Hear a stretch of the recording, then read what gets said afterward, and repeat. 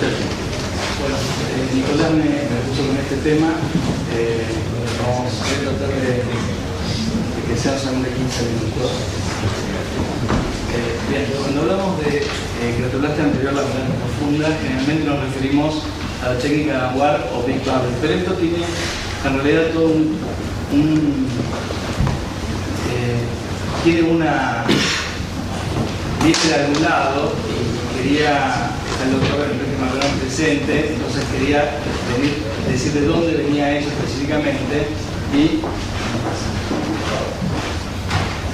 ahí está. En realidad, cuando hablamos de cratoblastia laminar anterior, ¿sí? Podemos decir que se divide, esta es una clasificación mía, así que lo podemos discutir, en técnicas clásicas y modernas. La técnica de Enrique Malgrán, la primigenia del peeling off, es una técnica clásica, puede ser un peeling off o más avanzada, y las técnicas modernas, la automatizada con microquerátomo, que puede ser anterior hasta 160 micrones o media estromal, y las modernas profundas, que en realidad son un grupo de técnicas diferentes, de las que no voy a hablar y específicamente me voy a referir a esta, pero están las de expansión estromal con aire, Ringer, viscoelástica o mezcla de estas sustancias, la disección con espátulas de Gerrit Melies, que es un holandés, la combinación de elementos o técnicas como podría ser el nuevo peeling off de Enrique Malgrán, el PAL, que es la Pachymetry Assisted Laminar Keratoplasty de Carriazo, y la técnica de Ferrara, que se hace con el mismo disector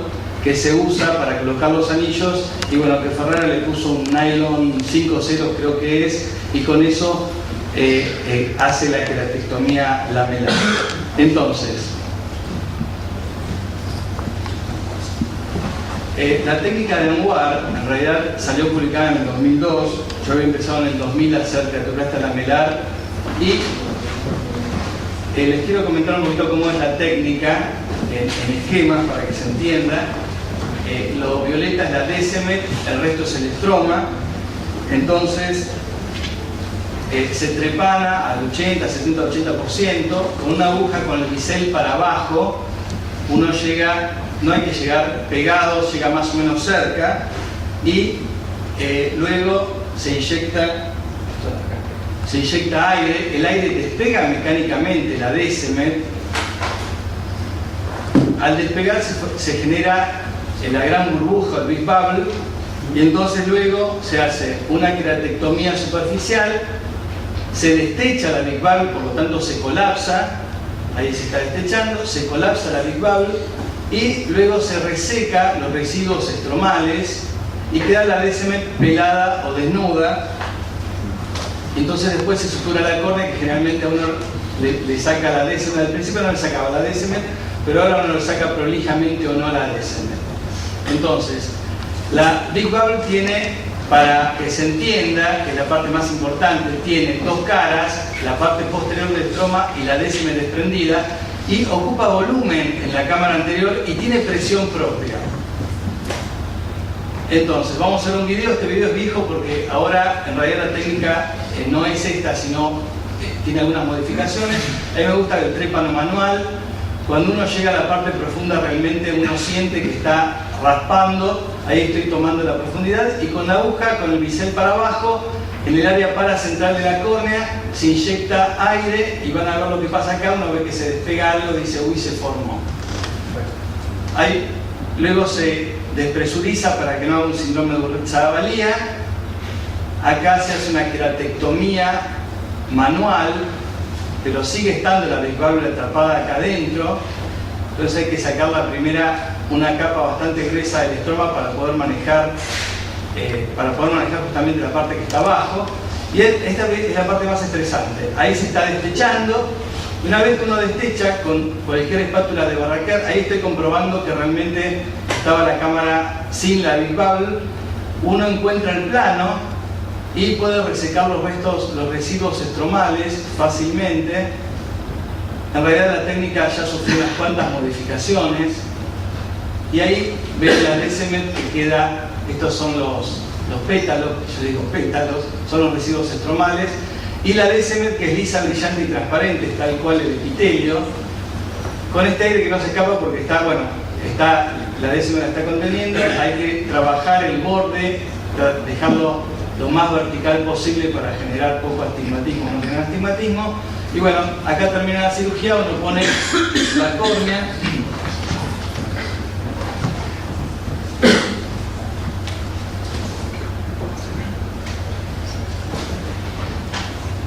Entonces, ¿cuáles son las ventajas de esto?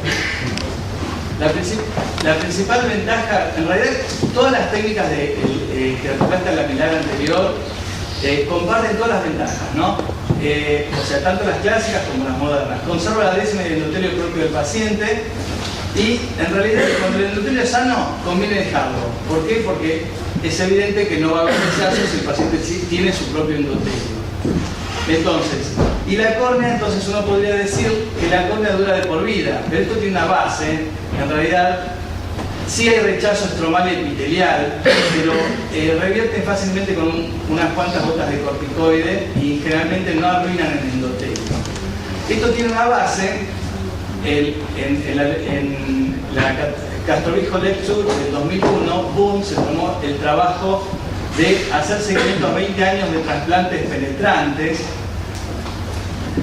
y uno ve que más o menos al segundo año o al tercer año ya un trasplante penetrante pierde más o menos el 50% de las células originales. Y esto es de Méliès. La curva, si uno suma todo esto, ve que a los 2 años una córnea con un trasplante lamelar pierde más o menos un 15%. Si vamos a las curvas, ustedes se fijan cómo cae, ¿sí?, el recuento de células endoteliales en un trasplante penetrante. Fíjense, 2 años más o menos ya le quedó la mitad de las células. Y lo mismo en lo de Méliès, que generalmente se estabiliza, ¿sí?, se estabiliza al año y pico, ya se estabiliza y perdió un 15 o 20% de células y luego pasa a ser una córnea absolutamente normal. Y esta es la razón. Un trasplante penetrante pierde a razón de 2% de celularidad del endotelio anual. En cambio, una córnea normal pierde un 0,5% anual. Y esto, en realidad, lo extraje del profesor Donald Tan de Singapur, que hizo el mismo trabajo, corrobora exactamente lo mismo que lo anterior, pero me llamó la atención esto. Si ustedes se fijan, el trasplante lamelar LK, al principio uno dice 0%, sube la cantidad de células. Y la verdad que a mí me pasó lo mismo, porque cuando hace un par de años quería hacer un estudio de células endoteliales, la cara de asombro del doctor Pablo Franco, que me hacía los estudios de células endoteliales, cuando bajaba y decía, tiene más células que antes. Digo, no puede ser. Y lo dejamos de hacer porque tenían algunos trasplantes más células endoteliales que antes. Y eso tiene una explicación, porque en realidad la DSMET se forman arrugas, eso aumenta la población, o sea, aumenta